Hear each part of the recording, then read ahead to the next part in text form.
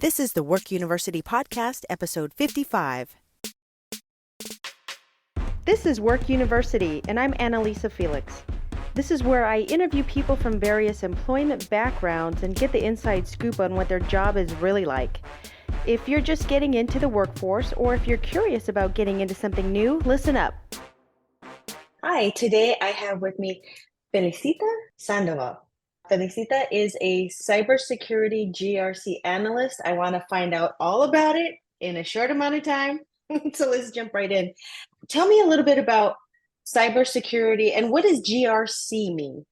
Yes, thank you so much for inviting me, Annalisa. This is very exciting. Cybersecurity, GRC is a field within cybersecurity, governance, risk, compliance. And it's a very important role because it's in the middle of cybersecurity. We are managing the organization's overall governance, risk management, and compliance regulations. That's what we do in GRC. And it's broken down into governance, which is more of you have all the different teams in the organization, like your IT team, your marketing team, your privacy team, operations, security, and legal, privacy. And then together, you want to make sure that everything aligns, like the business goals of the company aligns together. So that's what governance is. When you talk about risk, we're talking about mitigating unnecessary risks that may come in, maybe taking subcontractors when you're gonna, maybe you want to use a tool or you're using a cloud hosting provider. So you want to mitigate risk. You want to make sure you have different workflows in place or functions. And then compliance, which is complying with regulations and law. I mean, we have probably heard about HIPAA and the CCPA and the GDPR. And I know those are acronyms for those that don't know. GDPR, it's about data privacy and data rights for EU citizens. And CCPA What's is also EU? EU is Europe for the country Okay. Europe. Thank you so much, EU and UK and United Kingdom. And then for the CCPA is mostly the California law is similar, but it's just for California, also about our California citizens, residents' privacy of their data. So, Okay, so yeah. Basically GRC is the part telling me that for cybersecurity, you're making sure that all aspects of a business are aligned and in compliance. Yes, correct. That's the best way to. And so on a day-to-day basis, but if I were to just look at a Google job description, what would that tell me for this particular analyst position? There are so many things that it could say, but it's mostly going to refer back to risk management, making sure we have a vendor management process. It's going to probably mention that we need to understand our SOC reports, SOC 1 or SOC 2, SOC 3, so I'll explain the SOC. So SOC, and it's very quickly, SOC report is just examining the controls, the design controls we have in place for our organization security structure. So that's what it is. And it is very important to abide by that. A lot of companies will ask for it. So this will be in the requirements. But just to make it easier, I can give you a day-to-day life of a GRC analyst. We work with different kind of functions around GRC, but those entail client trust, or we can call it customer security, where we take care of our clients. Maybe a client wants to audit the organization, the security aspect of the organization. I'll give you an example. Maybe they want to know how we encrypt our data. Maybe to know, hey, how is it that we're sharing this data? How safely are we sharing this? Do you do any business with other contractors, third parties? Because they want to know where you're working with, and are you also making sure you're assessing their security structure in order for us to, take that business and for them to trust us. So, we do that in client trust. And then when you go into compliance, we work mostly with different governance bodies. For example, I could be working on a project that one of the security teams is working on where they need access to a certain area where there's sensitive information, right? So then I will actually take this and talk and get this together with the legal department, compliance department, privacy department, security department, and together we will work on making sure that this request is compliant, that there is the right access controls in place, making sure it's safe, that we're able to have privileged access, and who is having access to this data, if there's data in this particular request, which security operations will do. Maybe it has something to do with client contracts. So then you want to have legal there to walk you through that. Also, you want to make sure compliance is also available to make sure and understand if there's any risks that this can bring to the organization and how we can mitigate those risks. And then also you have privacy, because if we have data involved, either it's client data or employee data, you want to make sure that they can give their expertise on how to handle this particular situation when data is involved, so we can actually comply with every single part of a governance structure. Okay, so two things. Is governance watching over the output of information as well as intake of information? Yes. Okay. And let me explain. So the output would be more of, for example, we will have our client trust, the customer security that I spoke about, where the clients are going to look into us. So we have to give them our information. Like, we have to talk to them and make sure that they understand that our security structure is strong. Now, the input will be vendor management. That's another area of GRC where we are assessing the third parties that we are doing business with. So before we do business with a certain company, certain third party, we are going to make sure that we review their security structure, look at their policies and standards that they have in place. What type of service are they gonna provide us, or what tool is it that we're gonna be using? And what type of reports do they have? Do they have like I said, a SOC report? What kind of processes do they have in place? And once in vendor management, once we review all that, and there's other aspects of vendor management that are outside of GRC that completes that process in order for the organization to say, now we're going to do business with this company, and everything kind of ties in. You're talking about legal department, you're talking about marketing, you're talking about all these departments. What if it's a small company and they don't have a legal department and they don't have these things? Then what? Yes. So I love that you actually brought that up. A lot of companies, you will notice, if you're interested in GRC, you're going to start noticing that when you're researching for jobs, there's some that are not going to have a GRC department. They're only going to have a compliance department or a risk management officer, or you will have someone that takes care of vendor management, and that's it. There is not a GRC, and that's because the company's small, the resources are probably very low. Anyone who wants to get into it know that there are different levels of companies that can have a certain level of security. Because there's so many companies popping up now. How do you know what is secure and what isn't? A lot of people just give their information to these companies and assume that it's safe because they say it's safe. And so that is a whole other talk show that we could have, but just keep that in mind, because we're going to be talking cybersecurity as a general bird's eye view, because we would be here probably for years discussing this. And tomorrow things are going to change, and then we have a new discussion. So basically, I think, correct me if I'm wrong, cybersecurity is making sure that information is safe, if going out and coming in, making sure that compliance policies are being followed. And if they're not, you have to go in and check. Okay, great. So let's get into the day-to-day. I'm a general, let's not get too, because I'm entry level. I'm starting today. I don't know anything. You're my trainer. So what are some of the daily duties or daily things that I can expect as a new cybersecurity analyst going into the job? Yes, one thing that is very important to know is that there is most of cybersecurity, there's always a ticketing system.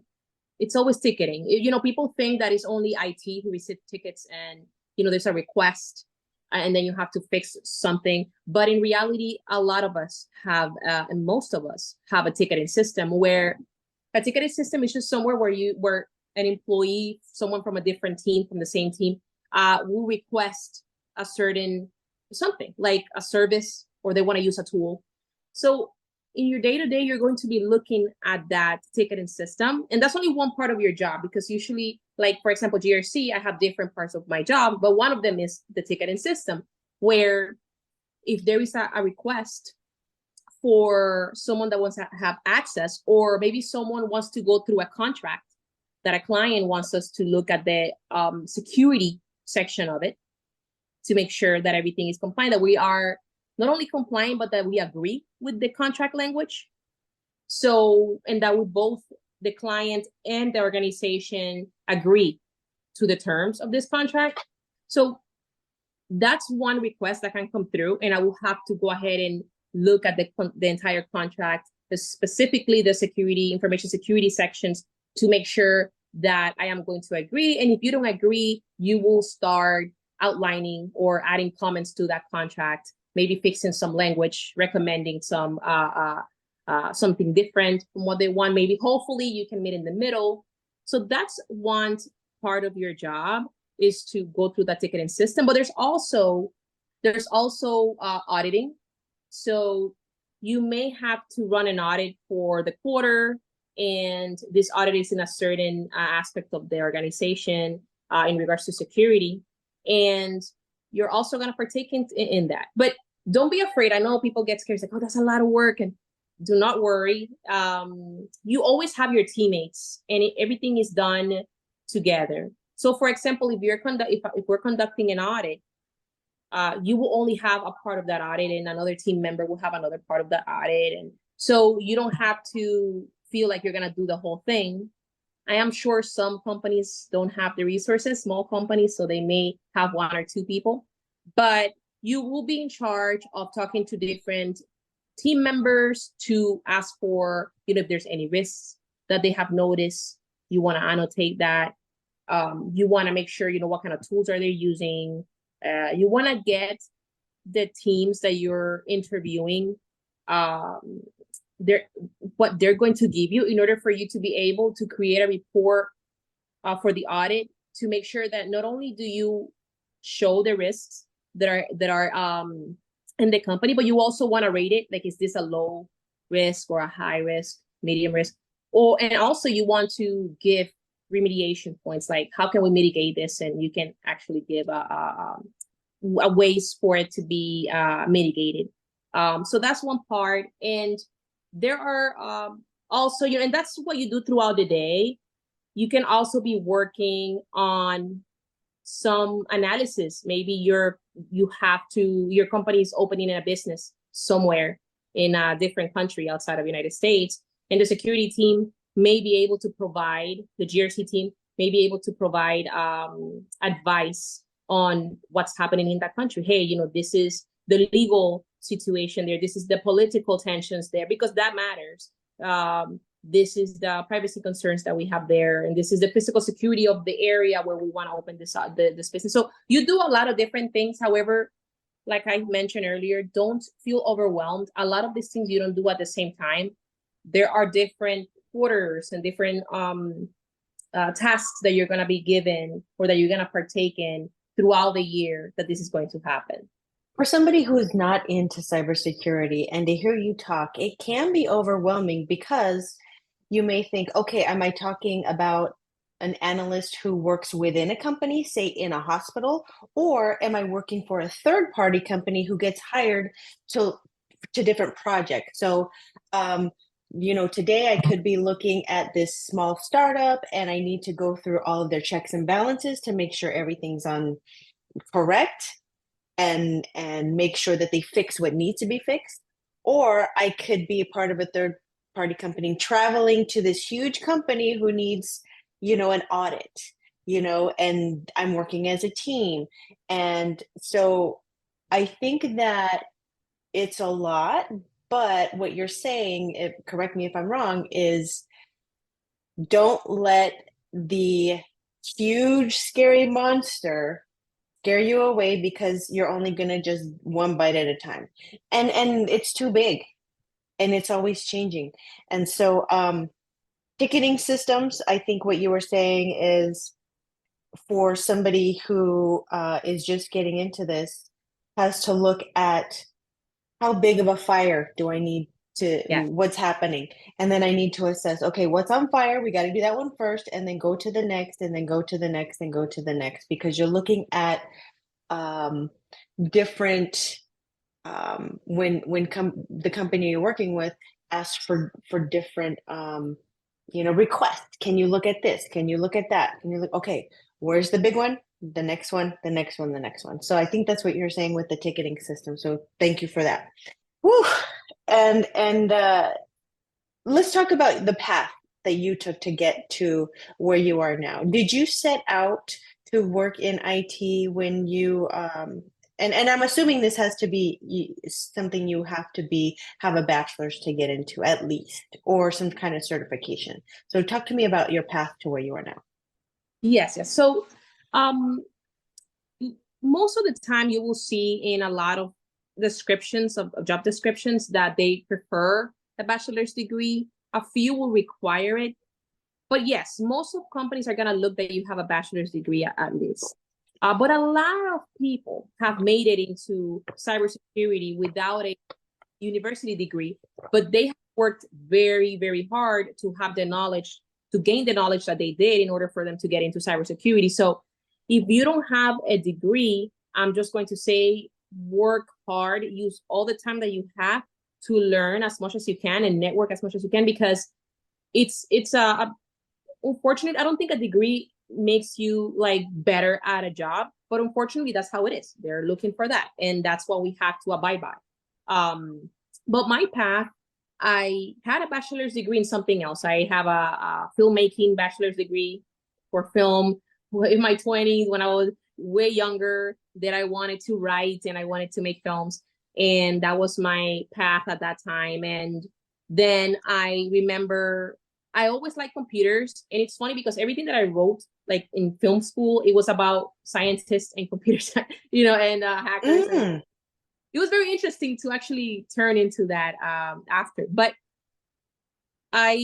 what I did was that I went ahead and I started, before I went into my master's in cybersecurity, I started joining the National Cyber League. So a lot of CTF competitions, even if I didn't know anything. I went in, and the CTF is the capture the flag. What you do is just, those are competitions where you are hacking into a system, and there's entry level, expert level. So it's pretty fun, but it also helps you understand different terminologies. Also the command line. A lot of people are afraid of the command line at the beginning, at the terminal, but then you get used to it as you compete into this CTF, this capture the flags. And that's what I did. I read a lot about cybersecurity. I took a lot of courses in like Udemy, Coursera, that they offer a lot of courses in cybersecurity. I took those. And yes, it's overwhelming at the beginning because you don't know anything and you're just like, oh my God, what's going on? But you will get there. But once I did that, I felt like I was ready to get into my master's degree in cybersecurity. And that's what I did. And then I transitioned from being a fraud investigator to cybersecurity. And that's where I started my career. Fraud investigating, that sounds fun. It is. I love it. It's one of my favorite things to do aside from cybersecurity. So can fraud investigating from cybersecurity standpoint be in any industry? Yes, it could be in any industry. But what happened was that the good thing about investigations, because I worked 7 years in the financial industry, and then I transitioned into fraud investigations. And from that, my auditing skills, because as a fraud investigator, you're auditing, even if you're interrogating people and we call it interviewing people and solving these crimes, actually, you are auditing. Like I was auditing, I was gathering all the information that I could from companies, and I worked for the government. So it really gave me a structure on how to audit and how to detail. And then I transfer that into cybersecurity. But that's what I took from the fraud investigations, is those soft skills that really do help out. So that's why I always tell people, like, don't be afraid if you had another career before thinking of getting into cybersecurity, because I know it's going to help you somehow. Is going to translate. Okay, so you did come from a investigative background. Yes. Okay. And so that helped, because if somebody went just cold turkey straight into, investigations, I'm sure that can be, a different story. Okay. So now you are a cybersecurity GRC analyst. So for you today, for example, your day-to-day, just give me a snapshot of what that looks like. Yes. So the day-to-day is going to those lovely ticketing systems to get all the requests gathered. And I want to say that do not worry about thinking that you have to make the decision for the cases that come through. In reality, hopefully, most of the software that you use to track this ticketing systems have priority levels. Like this is a low priority, so 5 to 7 business days. This is a medium priority, a high priority. So you will have that and you will be able to manage it. But usually what we do is that we get together. I get together with my team that day, every day, depending on the time. It's not always the same time, but we get together, we discuss what we're doing, what we're working on, what we need help with. Everybody works on a different thing. So maybe I'm working in 3 different things in GRC, while my other teammate is working on another 3 things and have nothing to do with mine.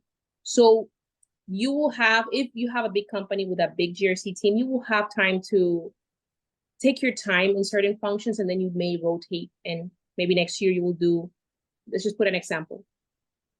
I will do a risk assessment audit, maybe this quarter, this year.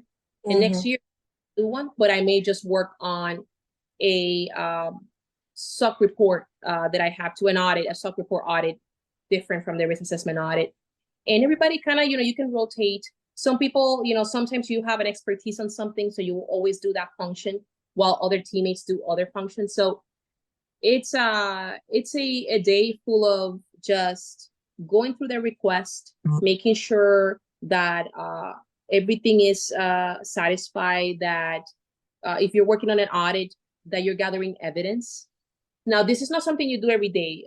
Audits are either done once annually, or risk assessments are done whenever, also maybe once annually, or whenever it's feasible. So it's not something that every day I have to come into my day-to-day and I have to gather evidence for this audit. It's not like that. Sometimes you're working with teams, you're creating meetings with teams that you need to discuss a certain project that came through, and you're talking to lawyers, talking to privacy experts, talking to security, what we call the hackers, the pen testers, or your clients. Yeah, so you're talking to everyone, because sometimes, like I said, this is where the governance and the compliance part come together, when you're trying to make sure that this request, what this team wants to do, is compliant, that there's the necessary security controls in place in order for this to be approved, and then it's able to be pushed through the production. And then another one will be working with clients who may want to audit you. They may want to audit my company, so I will spend that day getting everything together, questionnaires that they sent me, and answering their questions, making sure I have my policies and standards. That's another. So you're telling me the auditor gets audited? Yes. You get it. You mentioned something earlier before, and it's very important. And it's just that you want to see the input and the output, and yes. We in the vendor like if you're, we audit internally as well, of course. And then you also want to have your vendor management to make sure that the security posture of the third party is good, and it's something that we can take. But then when the clients are auditing us, then you also want to make sure you're there for them and you're answering their questions. Because one thing providing is a lot of like the policies, a lot of the standards, going through your security posture. And it is very important that these things are answered so that the clients feel comfortable and they keep coming back, and they keep their contracts with the organization, and they don't have any doubt in their mind that we want to work with them and that we want to actually So yeah, that's very important. And one last thing that I'll mention is in GRC, you will work also in not only updating, but creating policies. So you will be writing some policies. Now, if you have never done it for a beginner, it's okay to have a team member to either help you how to add, because maybe you're updating, you don't need to create one, and you want to add a second. And, you know, your team will help you at the beginning, and then you get that expertise going. You will learn, and then you will just, whenever annually you're going to be updating those documents, you will be able to do it yourself or with a teammate that is going to be able to help you to update all these policies. Wow, so many different directions we can go in. These days, it seems like there will never be as many cybersecurity analysts as are needed. So you see a lot of ads. We will pay you to learn. We will, you know, this and that. This is one of those areas that will never be fulfilled. It will never. I mean, it's a big thing to say, but it just, you can't ever see that all of the holes, the leaks are going to be, you know, plugged. So if anybody wants to get into cybersecurity and you want to get into a field where you have job security and you're doing well, you know, and you're getting paid well, you know, and I'm assuming that, you know, different positions you can be remote. Yes. Okay. Yes.